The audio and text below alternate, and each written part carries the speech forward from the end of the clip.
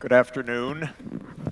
I'm Jeff Sachs, and I will be moderating the afternoon panel that we're going to have with some remarkable speakers in just a few minutes. And I've been asked before that to say a few words.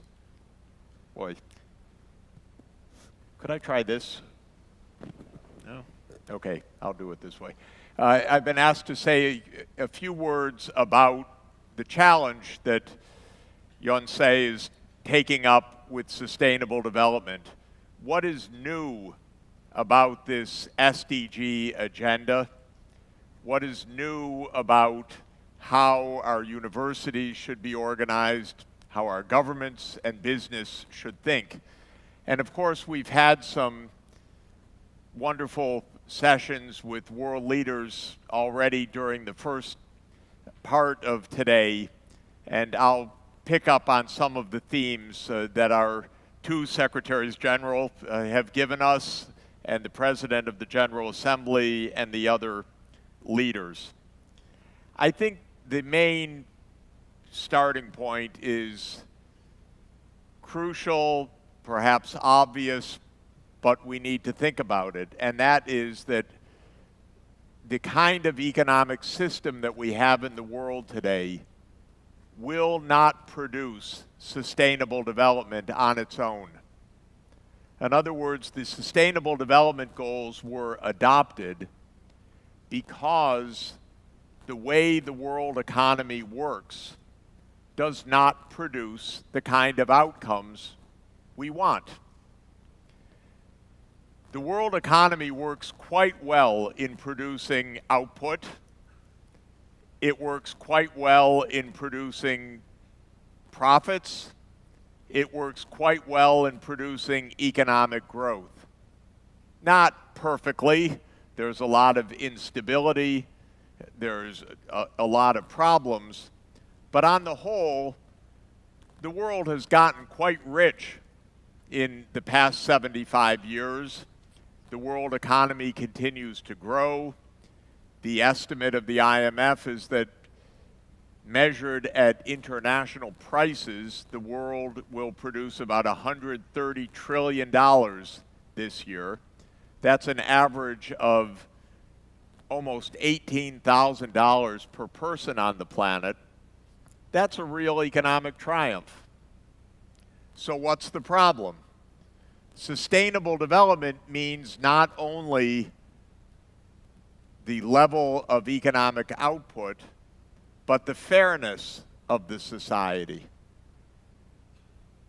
Are the returns to the economy shared widely, first between men and women?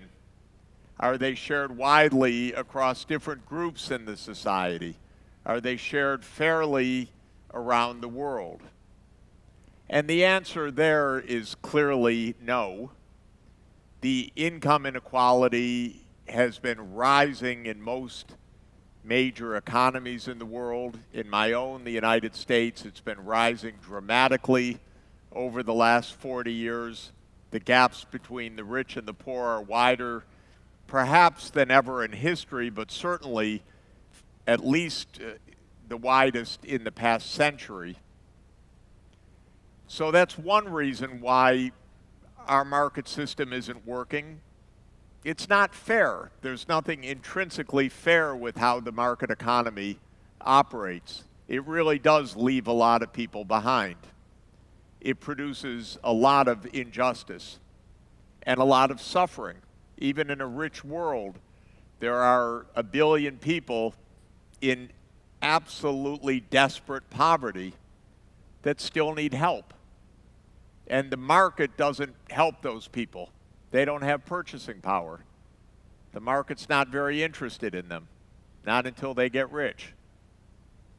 And the second thing that the market economy does not do, evidently, is to protect the environment. Because the market signals are not right. Most importantly, we know we're on a very dangerous path environmentally in two ways. One is that our use of fossil fuels is causing global warming, and the consequences of global warming we know are already extraordinarily dangerous.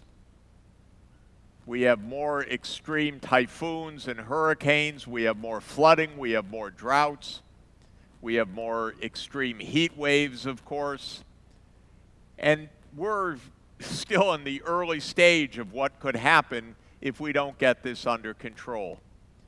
But the market system is not going to get it under control by itself.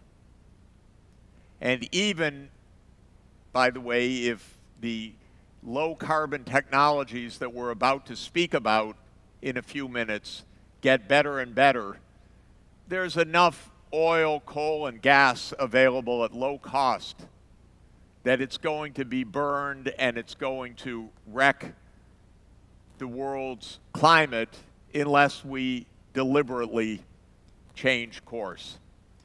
And the other environmental catastrophe is the way we use land, because human beings are very greedy compared to other species. We have said we own the earth, and we've increasingly taken over the use of land for our farms, for our cattle ranches, for our cities, for our amusement, for our pollutants, so that we have created a disaster for other species. And the scientists tell us that we're creating one of the greatest extinction processes in the history of Earth.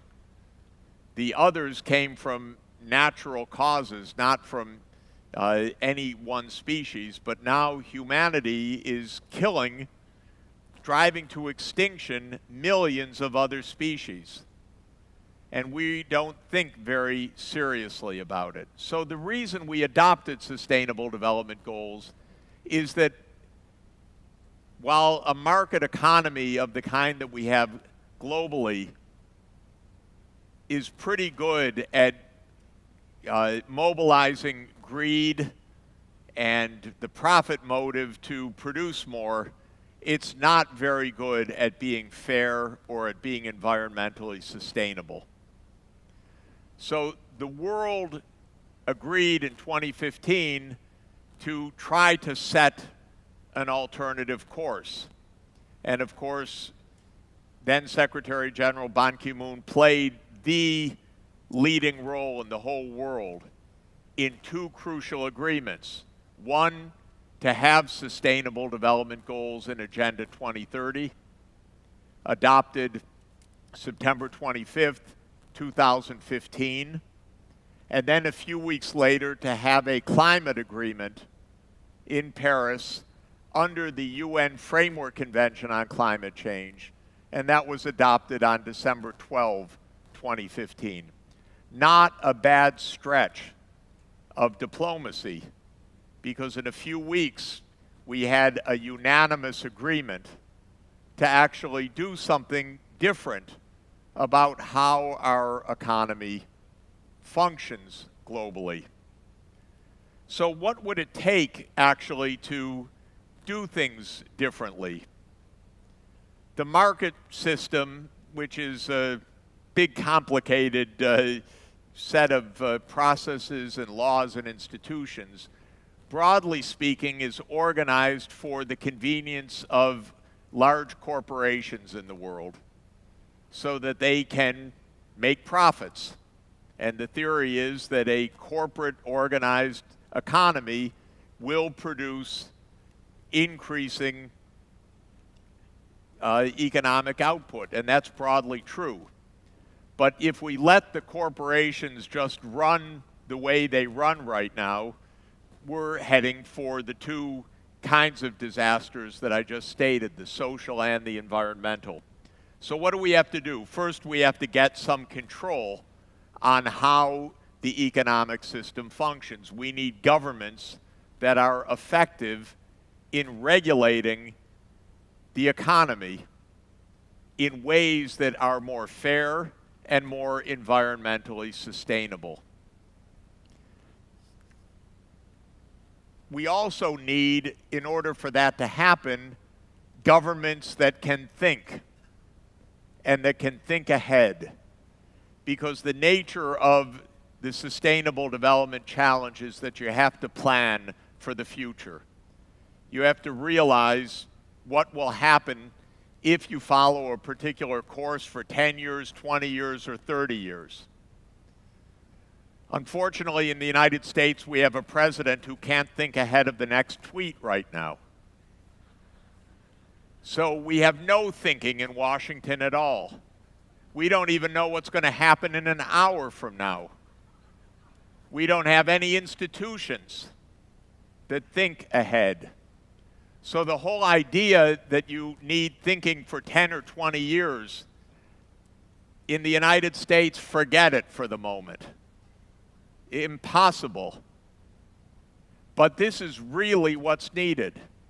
And Korea, fortunately, is a country that, because of the urge to develop, especially after the Korean War, thought ahead, looked ahead, planned ahead, and those are the attributes that are really needed. But not just planning ahead for making money, but planning ahead for an economy that is fair and that is environmentally sustainable. So the first thing that sustainable development goals require us to do is to plan, or even more simply, to think. So do not follow the United States in this, please. I'm trying to convince the United States to think again. Someday we will, but right now we're not. The second thing we need to do is think hard about the future of technology.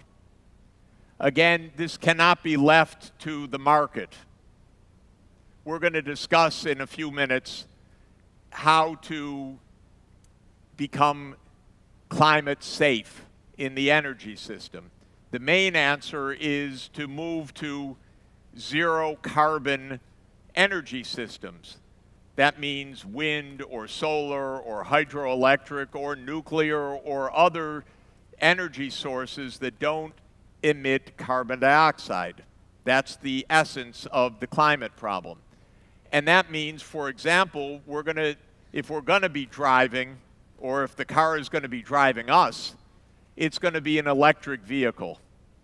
So we can't say, well, that depends on what the consumer wants. We have to say, by some date in the near future, we need to be driving electric vehicles. Otherwise, we're going to wreck the planet.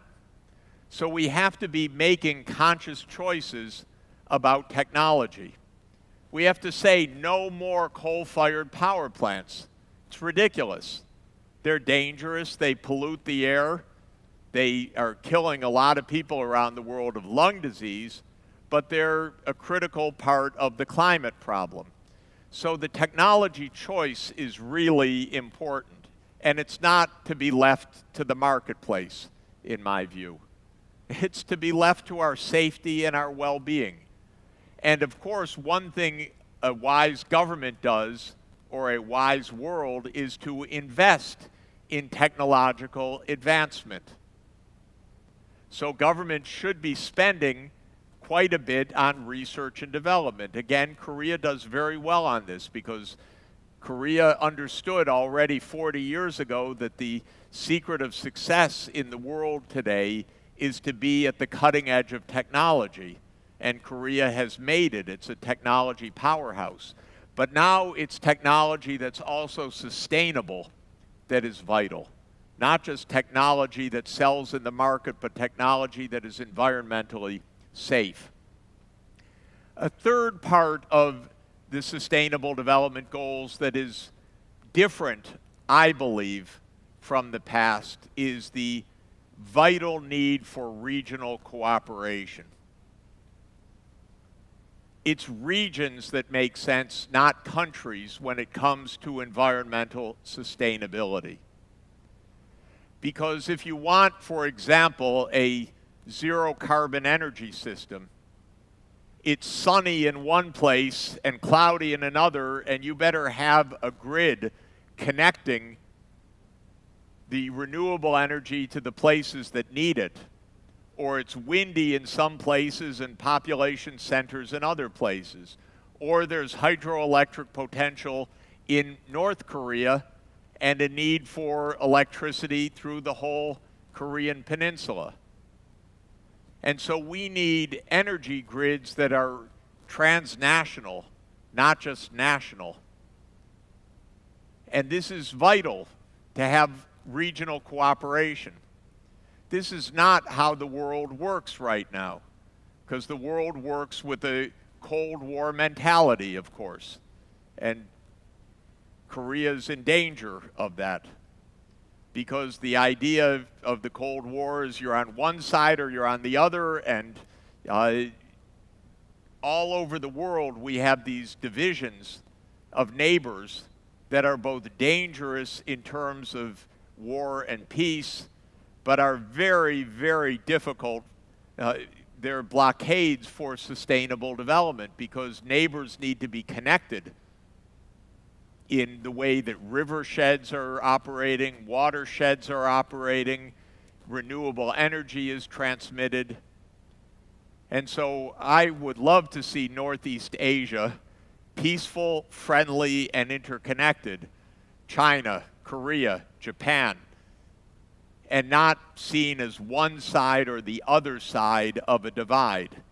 Of course, unfortunately, the mentality of my own country, the United States, is to try to divide the world. We're even trying to build a wall with Mexico. This is crazy, by the way. No, really crazy. Mexico has a lot of high-quality solar power, a lot of talented people. We're interconnected. And so the whole idea you would build a wall with your neighbor, it's sad, this is a reality of this country right now, but the idea that you'd go out to do it is crazy. And so this is another aspect of sustainable development. And then a final part is the financial system has to be a bit different, because most of sustainable development financing is pretty complicated. Banks can't do it by themselves. Hedge funds, again, have a time span of a nanosecond. They're useless in this. What's useful is long-term development financing that says we need to build a new long-distance transmission system for renewable energy. And any kind of program like that requires a lot of state or government action together with private finance. So it's what we call development finance. It's more complicated than a commercial bank loan. It's not just trading financial securities. It's actually designing complex projects that are complicated from the point of view of land use, complicated from the point of view of regulation, complicated from the point of view of choice of technology, but also tap into pension funds and insurance funds and other long-term pools of financing. So this is a kind of financing that is more complicated than we're used to, because the problems are more complicated than simply making money. And that makes the challenge a different kind. And then there's one other challenge, which is not so simple, and that's to be nice to other countries. We need a cooperative approach, because we're all stuck in this together, and because for the low-income countries of the world, which is about 800 million people, they can't pay for what they need out of their own resources. They need help. They need development assistance. And without that, they're going to remain poor, and their children are going to continue to die. Right now, about 5.5 million kids die every year of poverty. It's shocking. It's cruelty. It's stupidity on our part because we're not paying attention to mobilize the added financing that is needed to help the poor countries manage clinics and healthcare systems and community health workers and the medicines that they need. So what stops us from doing the right thing? It's really a good question because sustainable development is not punishment, it's safety. It's not hardship, it's well-being. So what is it that makes this agenda so hard, after all? I think there are a few points that I would raise. First, of course, are the vested interests. Sustainable development requires a different kind of economy. But if you happen to be an oil company, you don't like the message. If I'm right about what's needed, ExxonMobil should be out of business by 2050. They don't see it that way. They say, we're the biggest, richest, most powerful company in the world, and who are you, Mr. Sachs? And I say, well, I just do the arithmetic about carbon, and you need to go out of business. And so we have a disagreement.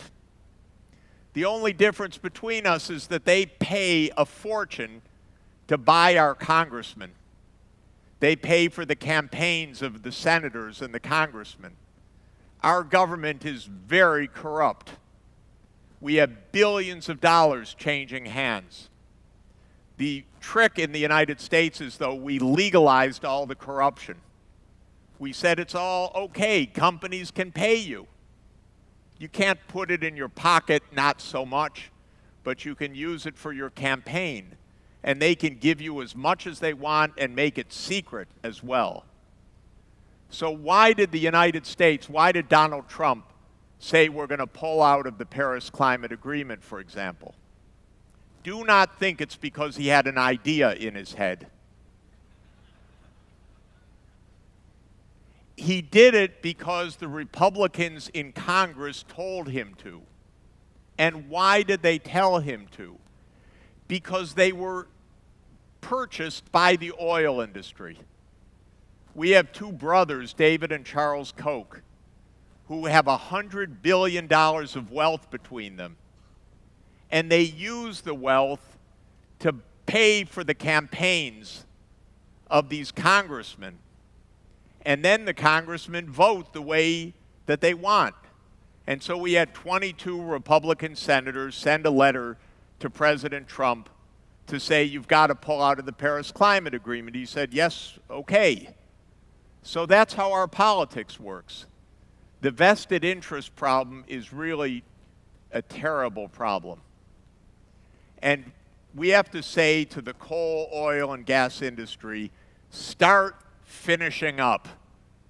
You got to do something else or you have to go out of business. We have to. And we have to say to the automobile companies, stop producing internal combustion engines. They're not safe for the planet anymore. So that's part of it. The other part of it is, I don't know what it is, but in my country, the politicians are more interested in war than they are in well-being. And I just hope this country takes care.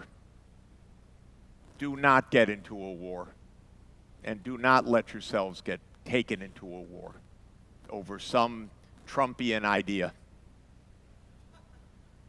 Because it's very dangerous. And his ideas are very random and not very well informed. And I go, as some of the people who will be on the panel, you go to lots of meetings, and as soon as the heads of state get together, they generally put aside the sustainable development issues and they want to talk about war, they want to talk about security, they want to talk about new weapon systems. And when Trump travels abroad, his greatest joy is selling weapon systems, as if the United States workers couldn't do something more useful for the world. He went to Saudi Arabia, $100 billion of weapon sales. He said, jobs, jobs, jobs. Really, what an idiot, by the way. Honestly, because we cannot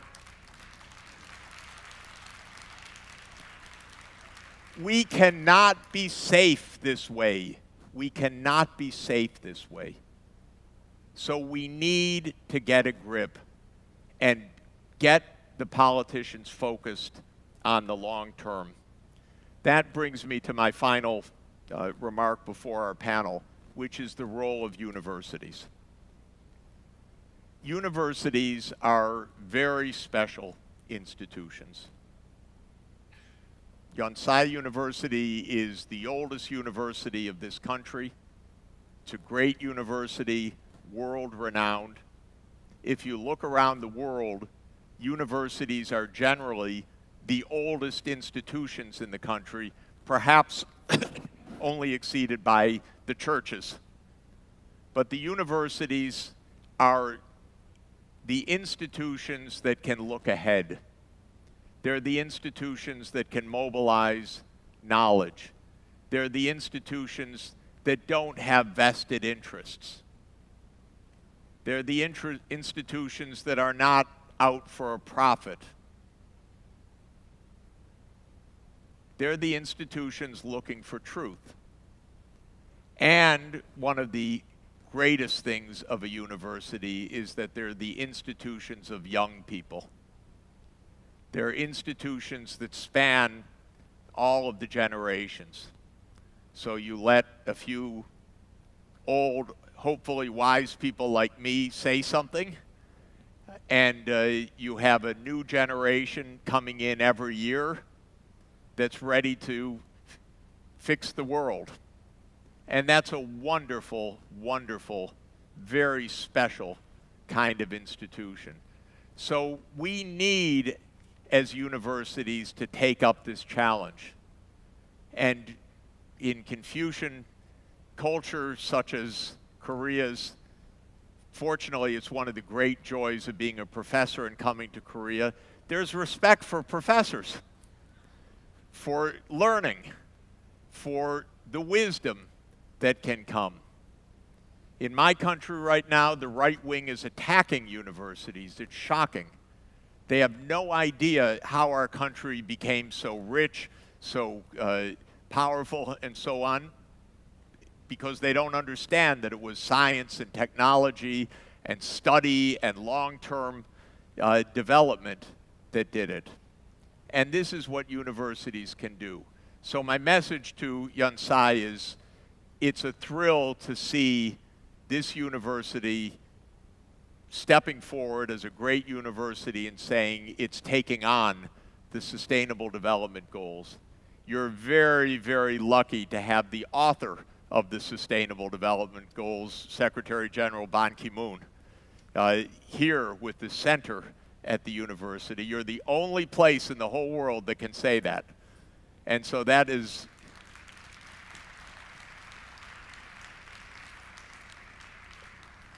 And I am very lucky that 6 years ago, Secretary General Ban Ki-moon asked me to help him with the forthcoming SDGs by organizing a worldwide network of universities. We call it the Sustainable Development Solutions Network. We have a very strong Korea chapter. Dr. Soo-gil Young here founded the SDSN Korea. Please stand up.